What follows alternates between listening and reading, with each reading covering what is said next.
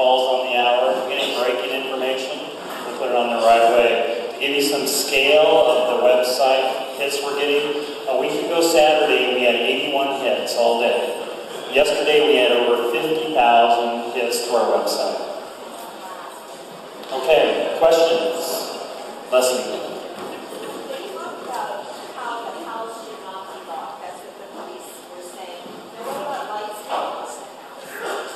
What about lights being left on in the house?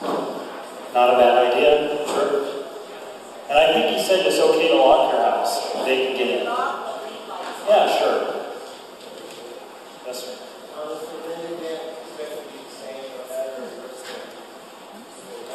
Is the wind event expected to be the same or worse? Well, it's Monday. And, you know, they're looking way out there.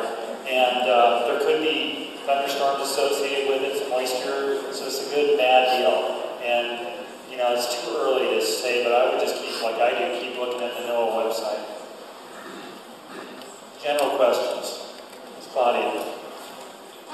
Two questions. This morning the radio said that the fire was 31% contained, and I would like to know what it is tonight.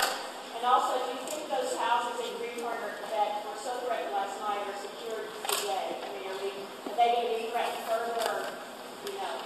Well, first of all, how much is contained percentage-wise? I don't know.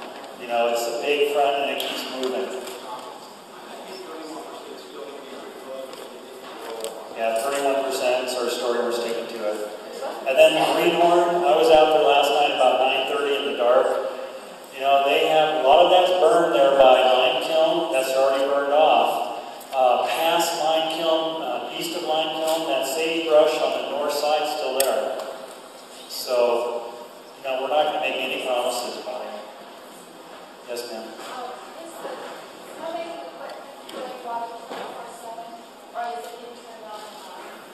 Is the snow-making equipment on all the time, or is it being turned on and off? Who knows the answer to that?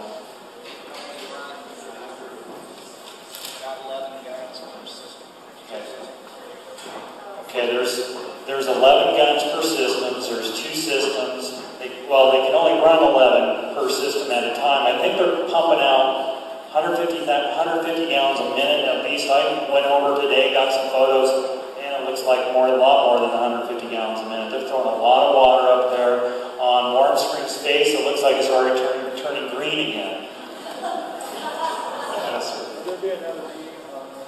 Will there be another meeting on Wednesday? You know, we haven't talked about that yet.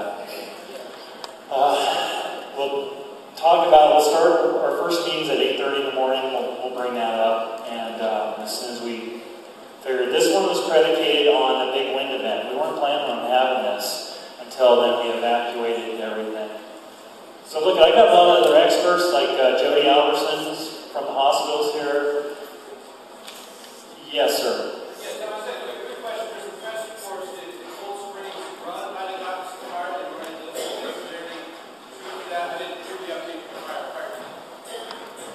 Cold Springs run? We're saying no. No. Not yet. You've already asked, Ron. Let's go in the back there. Yeah.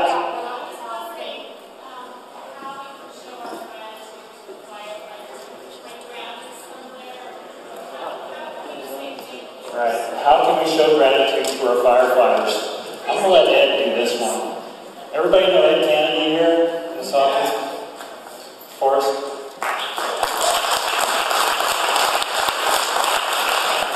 You know, that has been a difficult question to answer because we've been asked it so many times.